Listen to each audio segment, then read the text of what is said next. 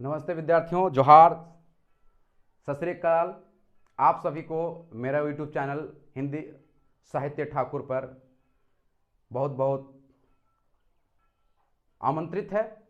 आप लोगों से निवेदन है कि मेरे चैनल को आप लाइक करें, शेयर करें, कमेंट करें, सब्सक्राइब करें और साथ ही साथ बेल आइकन जरूर दबाएं।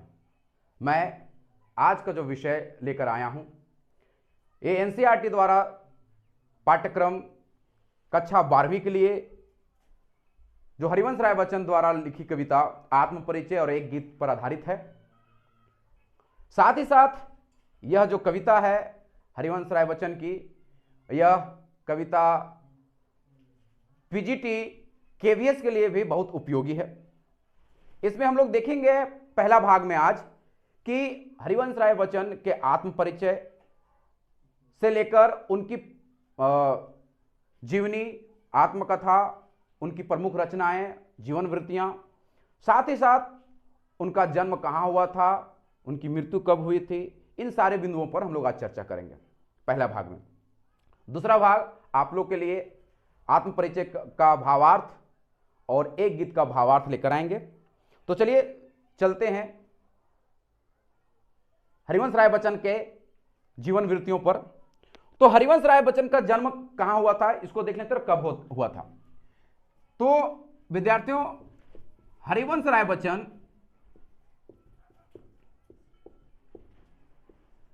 बच्चन का जन्म सन 1907 ईस्वी में हुआ था और इनकी मृत्यु 2003 में हुई थी। इनका जन्म इलाहाबाद और मृत्यु मुंबई में हुआ था, जो पहले बंबई के नाम से जाना जाता था। और इनको किसी का मोहताज नहीं, इनके जानकारी के लिए किसी का मोहताज नहीं, ये अपनी प्रसिद्धि खुद अपना हासिल कर चुके हैं।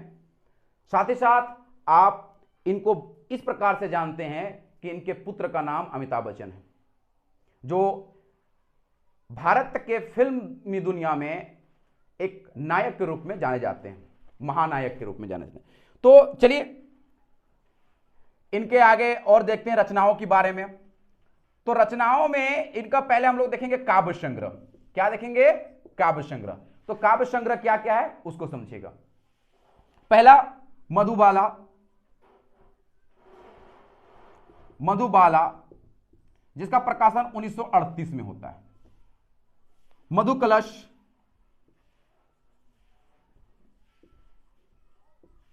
जिसका प्रकाशन भी 1938 में होता है। और मधुशाला, जिसका प्रकाशन 1935 में होता है। मैं यहां पर आप देखते होंगे कि प्रकाशन वर्ष में मैं क्रमबद्ध नहीं किया हूं, थोड़ा आगे पीछे है, उसको आप लोग जब लिखेंगे तो उसको ध्यान से देख लीजिएगा। फिर आगे इनका रचना निशा निमंत्रण, मिलन यामिनी,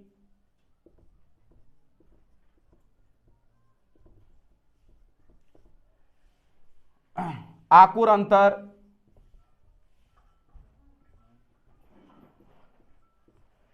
इत्यादि।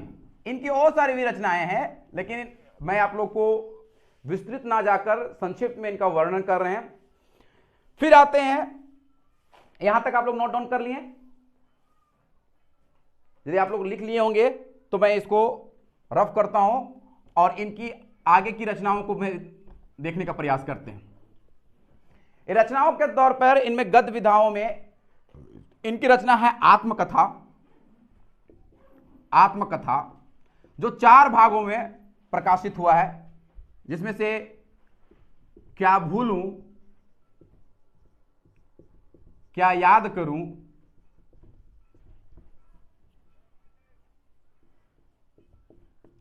दस द्वार से सोपान तक,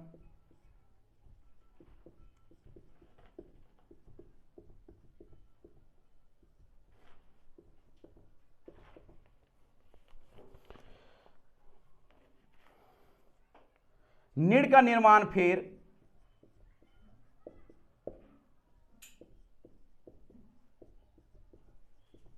और अंतिम रचनाएं इनकी है बसेरे से दूर।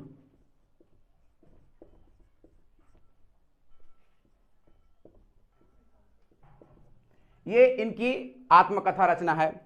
अब इनकी डायरी रचना की बात करें तो डायरी रचना में से एक रचना है, डायरी में एक रचना है इस रचना को प्रवासी की डायरी नाम से चर्चित है। मैं आप लोग को यह बता दूं कि इनकी सारी रचनाएं 8 भागों में बच्चन ग्रंथावली के नाम से प्रकाशित हुआ है। इनकी सारी रचनाएं जो है वो किस पर हुई है, तो मैं बता दूं आप लोग को कि इनकी सभी रचनाएं जो है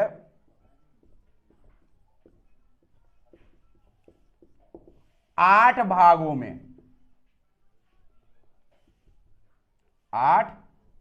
में प्रकाशित हुआ है। और किस नाम से, तो बच्चन रचनावली के नाम से। ठीक है, अब आगे समझिएगा कि हरिवंश राय बच्चन जो है एक हलाहलवादी कवि है। कैसे कवि है, तो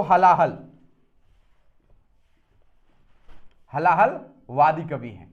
अर्थात यह जो बातें करते हैं ये बेतुक होके, ये एकदम स्वतंत्र रूप से, इसलिए इन्हें स्वच्छंदतावादी कवि भी कहते हैं। जैसे स्वच्छंदतावादी के रूप में यदि जानते हैं तो सर्वप्रथम कवि के रूप में श्रीधर पाठक आते हैं, लेकिन हरिवंश राय बच्चन भी एक स्वच्छंदतावादी कवि है। ये उमर खयाम से इन्होंने ज्यादा उनसे ये हुए थे, माफी चाहते हैं, प्रभावित हुए थे, उमर खयाम से प्रभावित हुए थे। और इसी वजह से इनकी जो रचनाएं हैं हलाहल रूप से आती है, स्वच्छंद रूप से आती है। मैं इनकी कुछ पंक्तियों के बारे में बता दूं कि ये क्या कहते हैं हलाहलवादी के बारे में, मैं इसके बारे में बता देता हूं।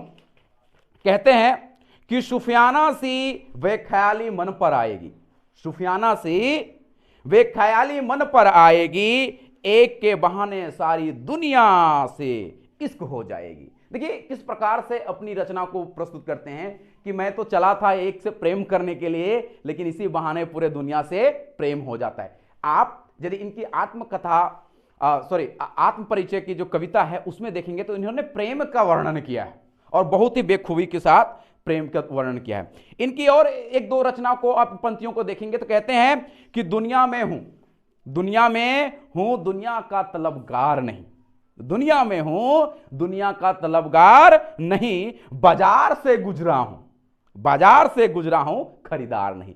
अर्थात अब सीधी सीधी बात है कि मैं यदि हूं बाजार में या तो मैं दुनिया में हूं तो इसका मतलब नहीं कि मैं खरीदार हूं। मैं क्या हूं, मैं दुनिया का एक अंग हूं, मैं इस देश का रखवाला हूं, अर्थात मैं देश से प्रेम करता हूं। साथ ही साथ यह जो थे सन 1942 से 1952 तक इलाहाबाद विश्वविद्यालय में प्रधानाध्यापक के रूप में इन्होंने कार्य किया। तो विद्यार्थियों आज की वीडियो इतने ही तक। आगे हम लोग इनकी कविता जो है आत्म परिचय, उसका भावार्थ, उसका सौंदर्य और सारी बातों कर देखेंगे।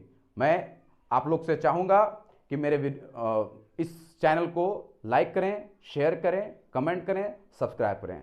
धन्यवाद।